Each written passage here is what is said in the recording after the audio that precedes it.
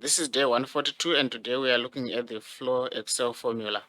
So yesterday we looked at the ceiling where we say that the ceiling rounds up a number to the nearest number you specify here, or which is called the significance.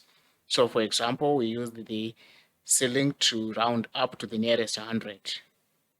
Now we want to use floor to round down to the nearest 100. So the floor does exactly the opposite to the ceiling. It rounds down to the nearest 100. So how does the floor formula work? So it has two parameters.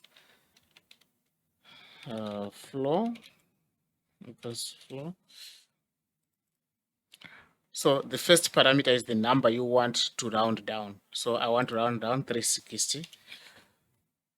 Then significance is to what number do I want to round it off to. So I want to round it off to the nearest 100, for example.